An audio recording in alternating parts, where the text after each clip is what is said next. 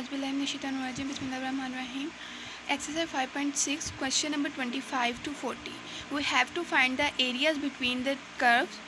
यानी ये जो हमने जो शेडेड एरिया, ये दो कर्व्स हैं, एक कर्व है ये वाली, ठीक है, जो साइनसोइडल वेव में आ रही है, y is equal to x cube over 3 minus x, और दूसरी है एक हमारे पास बिल्कुल ये स्ट्रेट लाइन है जो कि रीजन से पास कर रही है, y is equal to x over 3, ठीक है।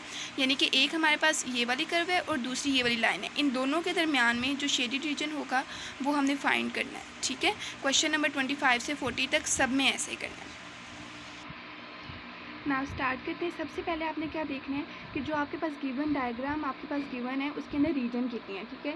जैसे फॉर एग्जांपल ये वाला रीजन है, इसको हम R1 का नाम दे देते हैं, ये वाला रीजन है इसको हम R2 का नाम दे देते हैं, और ये वाला रीजन है R3। यानी कि हमारे पास 3 रीजन गिवन है जिनका हमने एरिया फाइंड करना है, ठीक है। सबसे पहले आपने क्या करना है, आपने R1 का इक्वेशन बनानी है। अब उसके लिए आपको एरिया को फाइंड करने के लिए, ठीक है, किसी भी एरिया को फाइंड करने के लिए आपके पास फार्मूला होता है इंटीग्रेशन a टू b, आपके पास इंटरवल होते हैं, और f of x minus g of x, ठीक है, ये आपके पास फार्मूला होता है dx। ये होता है with respect to x axis, ठीक है। और अगर y एक्सिस की फॉर्म में आए तो फिर वो होता है f of y minus g of y dy, ठीक है। ये y एक्सिस की फॉर्म होती है कि with respect to y axis, और this is with respect to x axis. अब आपने क्या करना है, आपने करना ये है कि आपने सबसे पहले आपने R1 को, ये वाला जो पूरा रीजन है R1, उसको पहले आपने इस फॉर्म में लिखना है, फिर आपने R2 को इस फॉर्म में लिखना है, फिर आपने R3 को इस फॉर्म में लिखना है, ठीक है। फिर इनको आपने अलग-अलग, पहले R1 का आपने एरिया फाइंड करना है, फिर R2 का एरिया फाइंड करना है, फिर आपने R3 का एरिया फाइंड करना है, और फिर जो टोटल एरिया होगा वो इन तीनों का सम होगा, ठीक है। अब सबसे पहले हमने कैसे, हम how can we find f x and g x, ठीक है, हियर द क्वेश्चन अराइजेस।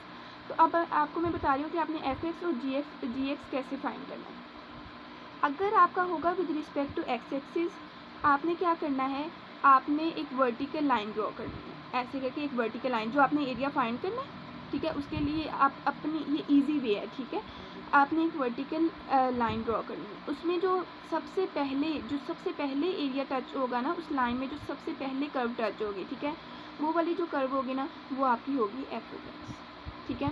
और जो सबसे लास्ट में जो लाइन या कर्व टच होगी वो आपका होगी जी ऑफ एक्स। अंडरस्टैंड, ये सबसे ईजी वे है, ठीक है, और सबसे शॉर्टकट है।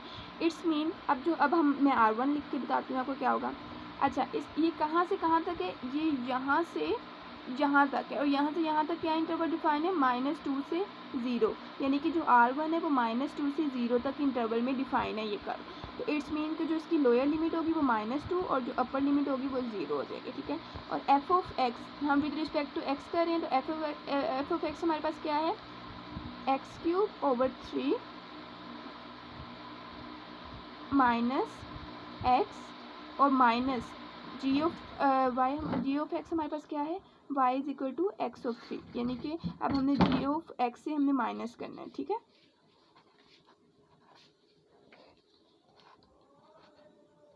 ये आपके पास R1 बन गया।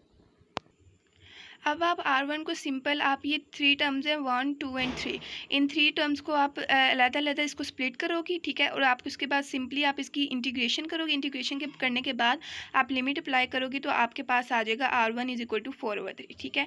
अब इसी तरीके से अब नेक्स्ट, अब हमने R2, यानी कि ये R1 का एरिया आ गया, जो हमारी फर्स्ट कर्व है उसका एरिया क्या आया है हमारे पास 4/3। अब हमारे पास है R2 सिमिलरली आप एक वर्टिकल लाइन ड्रॉ करो, ठीक है, वर्टिकल लाइन ड्रॉ कर ली। अब जो ये फर्स्ट वर्टिकल लाइन जो सबसे पहले किससे इंटरसेक्ट कर रही है, वो y is equal to x over 3 से कर रही है। इट्स मीन कि here in the case of R2 जो हमारे पास f ऑफ x होगा वो क्या होगा, x is equal to 3 x over 3 होगा, ठीक है।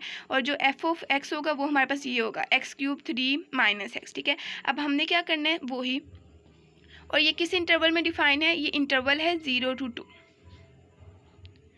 0 से 2 इंटरवल है। और अब इसमें हमारे पास क्या था, जो सबसे पहले लाइन इंटरसेक्ट जिससे करेगी वो हमारा क्या होगा, एफ ऑफ एक्स होगा, which is the line which is y is equal to x over 3। ठीक है, तो इट्स मीन कि एफ ऑफ वाई हमारे पास क्या है, एक्स ओवर 3। अब हमने माइनस करना है जी ऑफ एक्स से।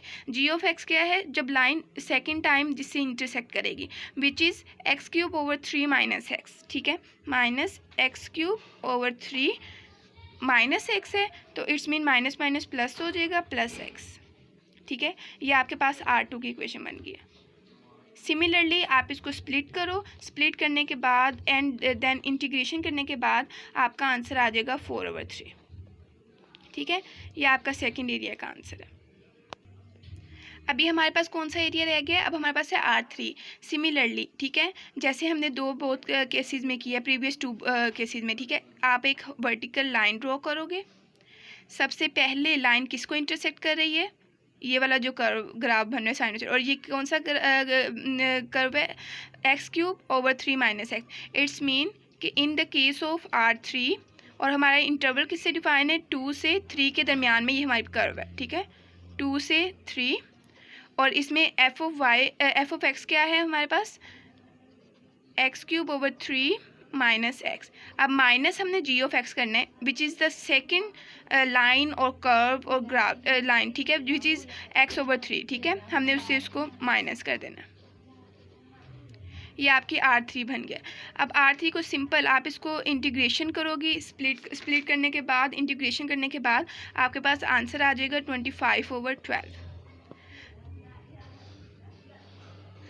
नाउ आपके पास R1 आ गया है 4/3, आपके पास R2 आ गया है 4/3, एंड आपके पास R3 आ गया है 25/12। ठीक है, नाउ हम क्या करेंगे, अब टोटल एरिया फाइंड करेंगे। ये हमने एक एक कर्व का एरिया फाइंड करना है। ठीक है, लेकिन हमारे पास क्या है कि हमने ये पूरे ग्राफ में जितना भी एरिया है, शेडेड एरिया, वो सारा फाइंड करना है। तो इट्स मीन पहले हमने इसको स्प्लिट कर लिया अलग-अलग, और अब हम टोटल एरिया के लिए हम जितने 3 एरिया हमने फाइंड किए हैं, उन तीनों एरिया का हम सम ले लेंगे। ठीक है, यानी कि टोटल एरिया क्या हो जाएगा, R1 plus R2 plus R3। ठीक है, तो R1 हमारे पास क्या था, R1 हमारे पास था 4/3, प्लस R2 हमारे पास था 4/3, प्लस R3 हमारे पास था 25/12। After simplify this, we get 19/4, which is our total area of this graph। ठीक है, और ये आपका फाइनल आंसर है।